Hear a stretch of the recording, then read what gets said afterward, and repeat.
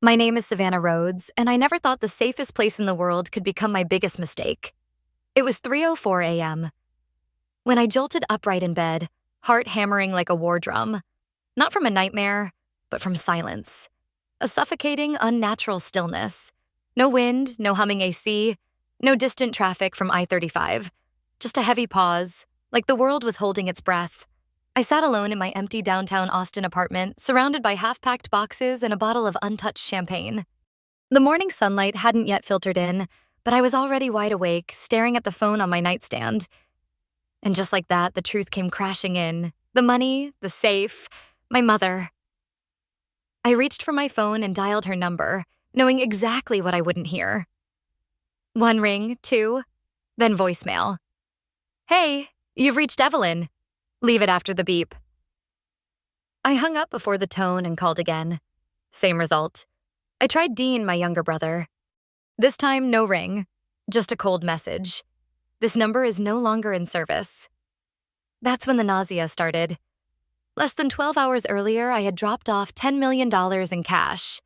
Yes, actual stacks of currency, into the walk-in safe of my mother's suburban home in Cedar Park. It was supposed to be there overnight. Just one night. Just until the closing meeting for the vineyard estate I was about to buy in Portugal.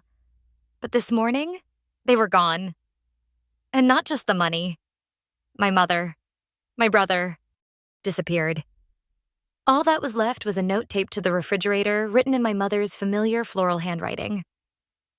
"Thanks for the shortcut. Some people take what they're owed. Enjoy your fancy future. We've got ours now." I stared at it for a long time. My body felt ice cold and fever hot at the same time. I wanted to throw up. I wanted to scream, but then I laughed. A short, bitter bark of disbelief that echoed in the hollow apartment. Because if they really thought they had taken everything from me, they didn't know what I had done. They had no idea what was actually in that safe.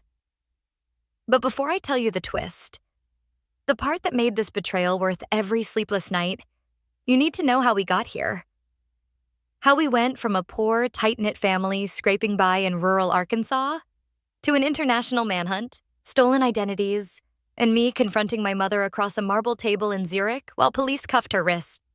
So let me take you back. Not to the moment it all fell apart, but to the moment I thought I had finally made it. Because the story starts not with betrayal, but with a dream come true. And a decision I would never forget. I grew up in a place where dreams were considered dangerous. A little town called Pine Hollow, Arkansas, 2 hours from anything resembling a city, surrounded by cotton fields, half-broken porches, and a church for every gas station.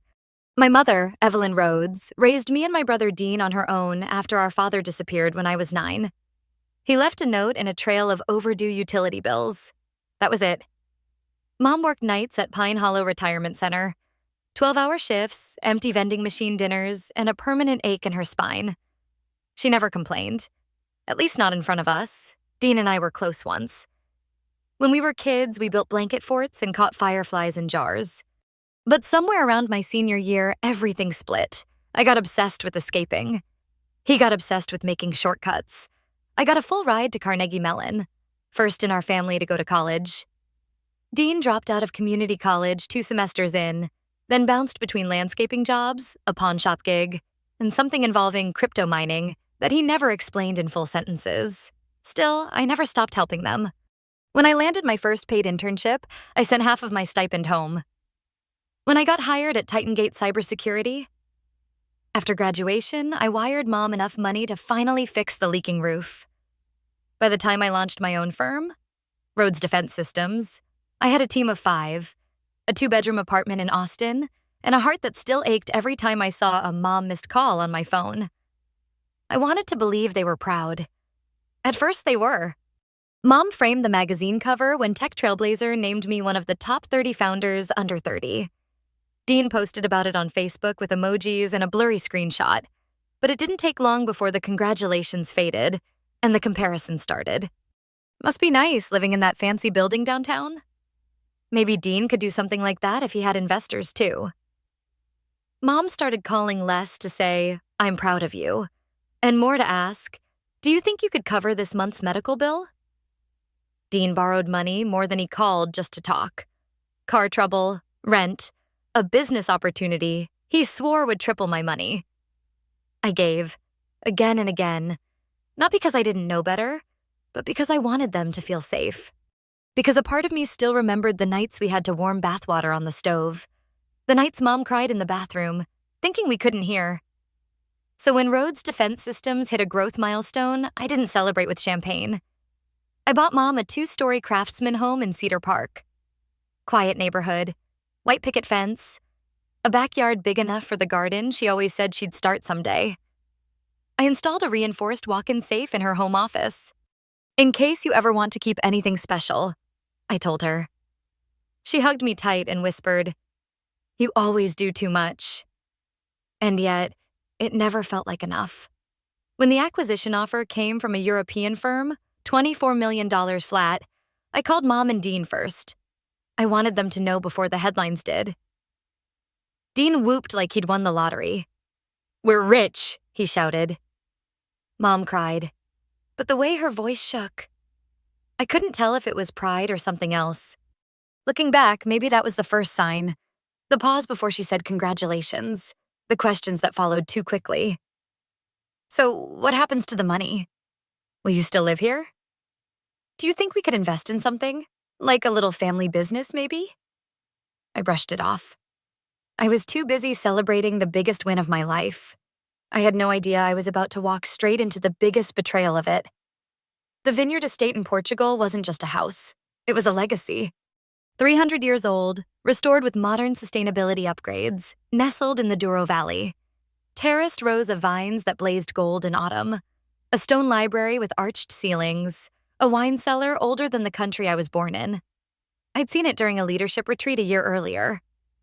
At the time, I never dreamed I could own it. But after the sale of Rhodes' defense systems, it became a possibility. The catch? The sellers were old-world aristocrats, fiercely private, and burnt out from dealing with foreign buyers and delayed wire transfers. Their attorney made it clear, cash is king. If you can bring $10 million in physical currency to the table, they'll close within 72 hours. Otherwise, they'll move on. My financial advisor was horrified. "You want to withdraw $10 million in cash?" She blinked at me over her tablet as if I'd just suggested bartering with goats. "Savannah, even your private bank will raise flags. Wire transfers exist for a reason." "I know," I said calmly, "but I've already had 2 deals fall through. I want this locked. Fast." After some fierce pushing, I got my bank to agree to a staggered withdrawal across 5 days in high-denomination notes. I arranged for Marcus Velez, head of security at Atlas Protective, to handle transport and delivery. We'd worked together before. I trusted him. But there was still the question of where to keep that money before my flight to Portugal. I wasn't comfortable leaving it at my apartment, no matter how high the floor or how many deadbolts. Renting a temporary vault wasn't an option either. It would require disclosures and delays. And then it hit me. Mom's safe. The walk-in safe I had personally installed in her home office 3 years ago. Steel reinforced, heat-proof, with biometric lock and mechanical backup. Quiet, hidden, safe. I called her that afternoon. "Hey, Mom, I need a big favor." There was a pause. "What kind of favor?" "It's about 20 pounds. She laughed until I added, 20 pounds of cash. Another pause. Longer this time. "I can't think of anything safer than your place," I said. "Well," she replied slowly, "I suppose for one night. Sure, as long as you bring dinner. I want Thai." The next evening, Marcus and his associate delivered the sealed duffel bags. Each was double-lined and tamper-tracked. We placed them neatly into the back corner of the safe. I personally spun the lock and set the backup code. Mom watched from the hallway, her hands clasped tightly in front of her. Dean showed up midway through dinner, claiming he had just been in the area. He gave me a weirdly long hug and kept asking questions. "So how heavy is $10 million? Can you use it in other countries right away? Do you think I could ever get into real estate?" I should have noticed the way Mom glanced at him. The quick nod, the flick of her eyes toward the safe. Instead, I laughed. "You two always act like you're in a spy movie." After dinner, Mom poured us wine. Dean left. We sat on the back porch, the Texas night warm and still. "You've done amazing things, Savannah," she said quietly, staring into her glass. "Thanks." She didn't look at me when she added, "Just don't forget where you came from." The comment stung a little. I brushed it off. "I never have. That's why I wanted you to be the first to see the new estate. Once it closes, you'll have your own room, with a view of the valley."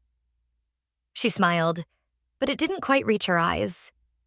Later that night, I slept in the guest bedroom, the one I used to call mine, back when posters of coding competitions lined the wall. At midnight, I thought I heard whispering, a soft creak on the stairs, but I told myself it was the house settling. I didn't realize the floor beneath me had already begun to crack. I woke up to sunlight streaming through lace curtains and the chirp of birds outside Mom's kitchen window. For one blissful second, I thought I was 15 again. Still in Pine Hollow, before success, before betrayal, before my name had any dollar signs attached to it. Then reality hit. The estate closing was in 5 hours. I had $10 million in cash inside the safe downstairs, and I needed to move. I stretched, checked my phone. 7:43 a.m. Too early for coffee, but late enough to feel the nerves. I walked barefoot down the hall toward the kitchen, expecting to hear the kettle whistling or the hum of the old radio Mom always played while slicing fruit. But the house was silent. Too silent. "Mom?" I called out. "You up?" No answer. I checked her bedroom. The bed was made, too neatly, like it hadn't been slept in at all. Dean's room was empty, closet doors open, no duffel bag, no charger cable on the nightstand. His usual mess, missing. My heartbeat thumped faster. No, no, no, no. I rushed to the home office and pulled the bookcase aside, the one hiding the entrance to the safe. It was cracked open. A single glance made my legs go weak. The safe was open, and it was empty. The duffel bags, the bundles of cash, every last bill, gone. I dropped to my knees and stared into the steel void as if somehow the money would reappear if I just blinked hard enough. Instead, I spotted a note taped to the inside of the door. Folded paper. Familiar handwriting. "Savannah.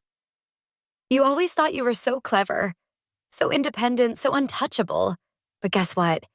We got tired of playing the poor relations while you played queen. Thanks for the shortcut. You'll bounce back. We're just getting started. Don't look for us. You'll never catch up." Mom and Dean, I couldn't breathe. I couldn't even scream. I stumbled back like the air had been punched out of me, gripping the doorframe as nausea rolled through my stomach. My mother, my brother, they hadn't just stolen from me. They'd planned this. I scrambled for my phone and dialed Dean, straight to voicemail. I tried Mom. One ring, then nothing. Blocked. Blocked. I stood in the middle of the kitchen, phone still in hand, when Leo burst through the front door. Still in sweatpants. No shoes. Hair wild. He crossed the room in 2 strides and caught me just as my knees gave out. "They're gone," I whispered. "All of it. The money, them." He held me as I shook, his jaw clenched tight. "We're calling the police," he said. "Now." 30 minutes later, 2 uniformed officers arrived, followed by Detective Alessia Cruz. Mid-40s, sharp eyes, calm voice, no nonsense. She took one look at me and knew this wasn't a misunderstanding. "You brought the money here voluntarily?" she asked, taking notes. "Yes," I replied. "Just overnight. Until the estate closing today." "And you have proof of the withdrawal?" I showed her the digital receipts and the security contracts with Atlas Protective. She nodded slowly. "I'll be honest," she said. "This is messy. Legally, you placed the cash in your mother's home. It's not as clean-cut as a break-in." "It wasn't a gift," I snapped. "It was a safe. It was mine." "I believe you," she said. "But proving intent in criminal planning, especially with family, involves nuance. We'll do everything we can." Before she left, I received a text from an unknown number. A photo. Mom and Dean on the deck of a private yacht, wearing sunglasses, smiling like lottery winners. Underneath it, one line, "Thanks for the view. Portugal's nice this time of year. The day after they vanished, I found myself in a blur of conference calls, interviews, and legal chaos, but I couldn't remember a single thing I said. My hands shook constantly. My voice cracked whenever I tried to explain to anyone what had happened. But how do you explain that your own mother robbed you? Detective Cruz worked fast. Within 24 hours, she confirmed that my mother and Dean had used fake passports to board a private charter plane out of Austin Executive Airport. Destination? Lisbon. The charter company required only minimal ID, something they'd arranged weeks in advance. They hadn't just stolen from me. They'd planned it. Down to the hour. Cruz sat across from me in my apartment, reviewing surveillance stills pulled from the airport's private hangar. "This is not amateur work," she said, flipping through the images. "These identities? They check out digitally. Their passports are fakes, but high-level ones. They had help, possibly from professionals in document forgery or financial evasion." "You mean criminals?" I said bitterly. "Yes."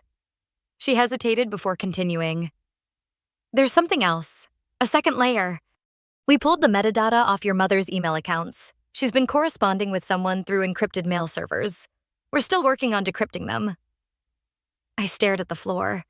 The woman who raised me on peanut butter sandwiches and thrift store shoes had an encrypted network? My phone buzzed. A voicemail notification. Blocked number. I hit play. Dean's voice. "Hey, sis." He sounded casual, relaxed, almost gleeful. "By now, I'm guessing you figured it out. Look, I know you're probably flipping out, but really, you should be happy for us. You've always had the brains, the degrees, the company.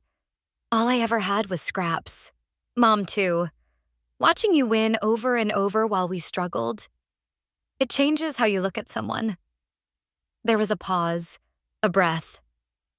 "This was our only chance to get out. For good. You'll survive. You always do. But this time we do too. Don't look for us. Seriously, you won't like what you find." The message ended. I stood frozen, then slowly set my phone down. Jason, still staying at his friend's place, hadn't texted all day. I didn't blame him. Every conversation we had lately turned into a monologue. Mine. "I can't stop thinking about it," I'd told him the night before. Did I ignore signs? Did I push them too hard? Was I too generous or not enough? He hadn't known what to say. I couldn't blame him for needing space. Even I didn't want to be around myself anymore. 2 days later, Detective Cruz called with an update. "We've tracked them to Istanbul," she said. "They checked into a luxury hotel under their fake identities. Catherine and Daniel Hollister. Cash payments only." "Are they still there?" "No, they checked out 16 hours ago. Headed to Zurich." My brain reeled. "Zurich? Why?" She paused. "That's the financial center of the European underground. If they're looking to launder what they think is your money, that's where they'd go." I sat on the edge of my bed, staring at the dark skyline through the window. "They think they're untouchable." "They're being watched now," Cruz said. "Interpol flagged the fake passports. We'll keep monitoring movement, but if you learn anything else, anything personal that might help, tell us." I ended the call and stared at the ceiling. That night, I didn't sleep. Instead, I opened every photo album I had left. Every birthday, every Christmas, every blurry photo of Dean in a hoodie at age 10. I looked for clues. For a moment, a flicker. Something to suggest this had always been coming. But all I saw was a family that used to laugh around a beat-up kitchen table. And now? Now they were ghosts. Rich ones, or so they thought. It was just after midnight when my phone rang. The name on the screen made my stomach tighten.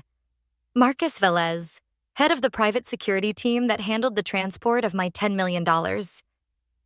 I hadn't spoken to him since the day we placed the money in Mom's safe. "Savannah," he said, voice low but steady. "We need to talk. Urgently. In person." "What's going on?" "There's something about the cash. Something you need to see for yourself." He refused to say more over the phone. 30 minutes later, I buzzed him into my apartment. He stepped inside, still wearing his Atlas security jacket, carrying a locked metal briefcase. His face was pale. "I need you to sit down," he said. "Marcus," I snapped, "just tell me." He opened the briefcase, revealing a sealed folder and a compact digital scanner. Then he placed something on the table. A stack of $500 bills, familiar in color, size, and utterly worthless. "These," he said, tapping the stack, "are fake." I stared at him, not comprehending. "No, that's not possible. I saw the money. I signed the withdrawal. I watched you load it." "I know," he said. "But what you didn't know is days. 3 days before the delivery, we received a directive. From you." "What?" He slid the folder across the table. Inside was a printed email thread, time-stamped, secure, routed through my verified account. It instructed Atlas Security to swap the real cash with training-grade counterfeit bills, nearly indistinguishable, used for anti-fraud training in major financial institutions. It bore my digital signature and my biometric clearance. "I never sent this," I whispered. "You did," he said gently. "You called our office and confirmed. You said you had growing concerns about the safety of the drop. You asked for a failsafe. We stored the real cash in our main vault under anonymous ID tags, pending your go-ahead." My pulse was racing. "That's impossible. I don't even remember that." Marcus hesitated, then added, "We also have camera footage. You stopped by the office. Brief visit. You looked tense, distracted." Suddenly, the memory hit. That week, before the withdrawal, I hadn't slept. I'd been paranoid, overwhelmed by meetings, lawyers, and red flags. I remembered standing in their lobby. I remembered signing something. I had done it. I'd orchestrated the swap myself without even consciously remembering it. My legs gave out, and I sank onto the couch, laughing in disbelief, the kind of laugh that sounded almost hysterical. "All this time," I said, "I've been chasing ghosts, blaming myself for letting them take everything." "They took garbage," Marcus said. "Paper with no real value. The real 10 million is still secure in our vault, untouched." I looked at him, stunned. "And the fake bills?" "Still emitting low-level RFID signals," he said, holding up a GPS tablet. "We've been tracking them across Europe. Want to see where they are now?" He turned the screen to me. A blinking red dot pulsed in central Zurich. My mother and brother were in the banking capital of the world, strutting around with millions in fake currency, completely unaware. "Does Detective Cruz know?" "Not yet. I wanted to confirm everything with you first." I exhaled slowly. Then for the first time in weeks, I felt something unfamiliar. Relief. But it was quickly overtaken by something sharper. Resolve. I stood up, brushing my hair out of my face. "I want everything you've got. Every location, transaction, movement. If they're in Zurich, we can box them in." Marcus looked at me carefully. "You're sure?" I nodded. "They thought I'd lie down, break apart, fade out." I picked up the stack of counterfeit bills and dropped it back in the briefcase. But now I've got the truth. And it's my turn. 3 days later, I stepped off a flight in Zurich, dressed in a dark blazer, my hair pulled into a tight bun. I looked nothing like the woman who had sat shaking on her mother's kitchen floor just weeks earlier. Detective Cruz met me in the arrivals hall, her coat buttoned to the neck, face unreadable. "Interpol's been briefed," she said as we stepped into a waiting car. "We've got eyes on the hotel. They're staying under the names Catherine and Daniel Hollister, just like in Istanbul." "Still spending?" "Lavishly.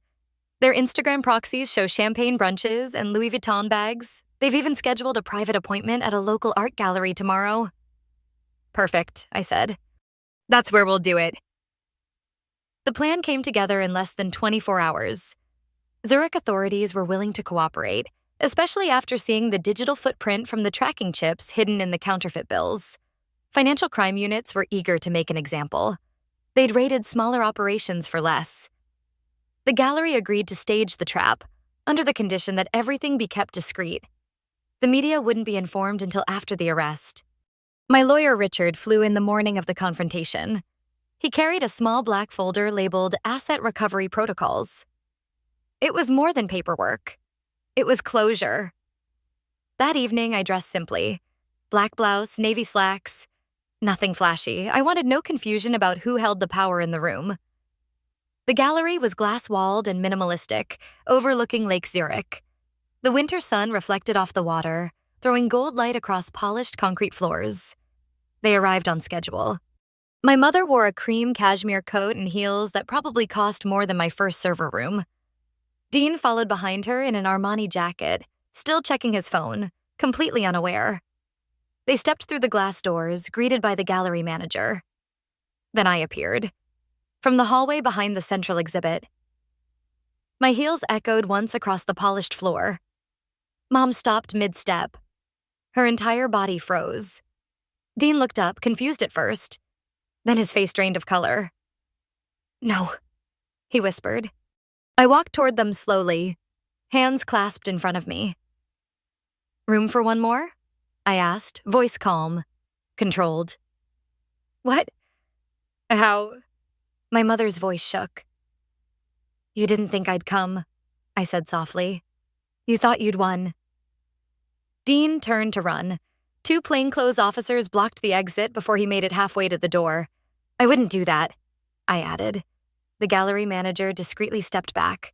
We were alone in the center of the exhibit, just the 3 of us, surrounded by silent portraits and quiet justice. "You've been spending a lot," I continued. "But I have to ask, have you tried putting any of that cash in a bank?" Mom said nothing. Dean swallowed hard. "No, that's strange," I said. "Because if you had, someone might have told you." I reached into my purse and pulled out a familiar-looking $500 bill. "That it's fake." Dean snatched the bill from my hand and held it up to the light. He flipped it, bent it, then stared at it like it had betrayed him personally. "No," he muttered, "it can't be." Mom grabbed his arm. "What is she talking about?" "The money," I said, stepping closer, "was never real. The real cash is still safe, in a vault, under my name. What you've been throwing around Europe is nothing more than high-quality training props." "That's not possible," my mother hissed. "We took it straight from the safe. After I had it swapped," I cut in. "Before it ever entered your house." Dean's hands were shaking now. You knew?" I stared into my mother's eyes. "I suspected," I said, "and I trusted. But I also protected myself. Something you never taught me to do." That was when the Swiss authorities stepped in. No sirens, no shouts, just quiet, firm hands on arms, firm voices in German, and the metallic click of handcuffs. Dean didn't fight. My mother tried to speak, but I turned away before she finished her sentence. I walked to the gallery window and watched the sunlight fade over the lake as they were let outside. It was done. Not with vengeance, but with clarity. They hadn't broken me. They had set me free. The courtroom in Zurich was understated. No drama, no theatrics, just clean lines, white walls, and 2 people I once loved sitting on opposite sides of a defense bench. Both in gray, both silent. Dean pled guilty first. Possession of counterfeit currency, fraud, attempted laundering. He received a 3-year sentence eligible for parole in 18 months. My mother followed with silence, stone-faced. The judge called her deliberate and calculating. She got 6 years. When the prosecutor asked if I wanted to give a victim impact statement, I said no. What would I say? That they hollowed out every holiday memory I had? That they turned my generosity into ammunition? That the woman who used to braid my hair had planned for months to rob me blind? I didn't need them to hear that. I needed me to let it go. Back in Austin, I returned to a life that no longer felt like mine. I didn't move back into my old high-rise. Instead, I bought a modest 2-story house outside of town. Quiet street, wraparound porch, a small wildflower garden out front. No media, no corporate buzz, just space to breathe. Jason came back 2 weeks after the Zurich verdict. He knocked on my door like a stranger, holding a box of the tea I liked and a book on trauma recovery. We didn't speak for a full minute. Then he said, "You look like you finally exhaled." And I realized I had. We started over slowly. Coffee, long walks, therapy. We didn't pretend things were okay. We rebuilt them. Brick by quiet brick, I didn't return to tech full-time. Instead, I launched a consulting firm on my own terms. Small clients, short contracts, no venture capital, no headlines. I also started a nonprofit called Second Signal, dedicated to helping young women in vulnerable situations detect early signs of financial manipulation inside families. It became my healing. One afternoon, Cruz called. Interpol just flagged 2 accounts in the Cayman Islands connected to a laundering group your mom was in touch with. The case might go deeper than we thought. I thanked her, but I didn't feel the need to follow it anymore. Because for the first time in months, I wasn't chasing ghosts. I wasn't trying to explain what happened or justify how I didn't see it coming. I just lived. And that was the most radical thing I could do. One quiet Sunday, Jason and I sat on the porch, mugs in hand, watching the sun set over the tree line. He reached for my hand.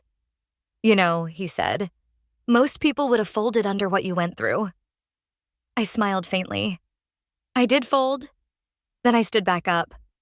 He turned toward me. "Do you ever wish you hadn't done it? Trusted them?" I thought for a long moment, watching the last light disappear behind the trees. "No," I said, "because now I know exactly who I am without them. Not their provider, not their scapegoat, not their plan B, me." If you're hearing this and you've been betrayed by blood, by marriage, by the people who swore they loved you, listen to me. Betrayal doesn't define you. It reveals them. And if you survive it, and you will, what's left is a version of you they can never touch. Stronger, wiser, unbreakable. So yes, my mom and brother vanished with what they thought was $10 million. And I laughed, said when I realized what they'd taken. Because what they really stole was nothing. And what I reclaimed was everything. Thank you for listening. And if this story reached you, share yours. We heal louder when we heal together. Until next time, trust wisely, but never stop trusting completely.